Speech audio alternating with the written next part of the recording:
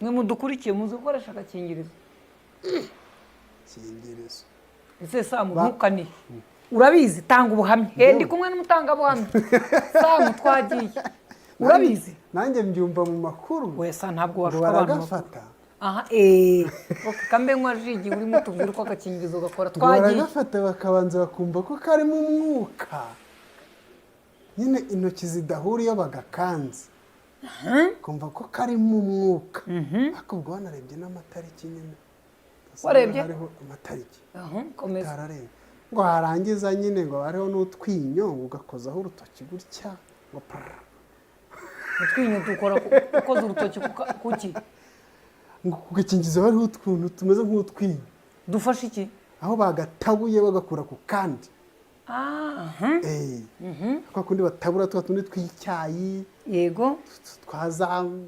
onja n'uduki twose batabura ngo wakoraho ukumva twatwinyeho turi ngo mpamvu dushyira ngo urayizi n'uyu ngo nuko ngo akenshi ari nijoro ari nijoro ngo bizera ko abagakoze abagakoresha ngo kenshi baba ari nijoro rero nko kujya kugapfundura bitamunanira bashyiraho utuntu tw'utwinyo ngo akozeho urutoki akuvata hano n'undi bugatabure agahita atabura afere agahita ubwo nyine inkota ikajya mu rwubati mwe mudukurikiye mukomeze mwumve Samu hanyuma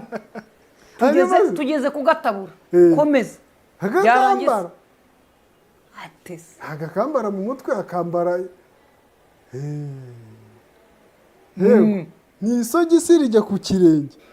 ubwo n'akandi kajya hako buri wese asaba kwirwamo cyangwa hari urubuka harabigeze kure karama ngo ntabwo tudukwira twari duto twari tunini ngo two twari duto ngo bishoboke ko ari utw'abashinwa twayobye tukaza i Nyarugenge mwe mudukurikiye muzi gukoresha agakingirizo kingirizo ese Samu ntukaniye urabizi tanga ubuhamya ndi kumwe n'umutangabuhamya Samu twagiye urabizi nanjye mbyumva mu makuru wesa ntabwo washuka abantu baragafata kambe nkwa jigi urimo tubwira uko agakingirizo gakora twagiye baragafata bakabanza bakumva ko karimo umwuka nyine intoki zidahuriye bagakanze kumva ko karimo umwuka ariko ubwo wanarebye n'amatariki nyine warebye hariho amatariki komeza tarareba ngo harangiza nyine ngo hariho n'utwinyo ugakozaho urutoki gutya ngo utwinyo dukora ukoze urutoki kuki ngo kugakingiza hariho utuntu tumeze nk'utwinyo dufashe iki aho bagatabuye bagakura ku kandi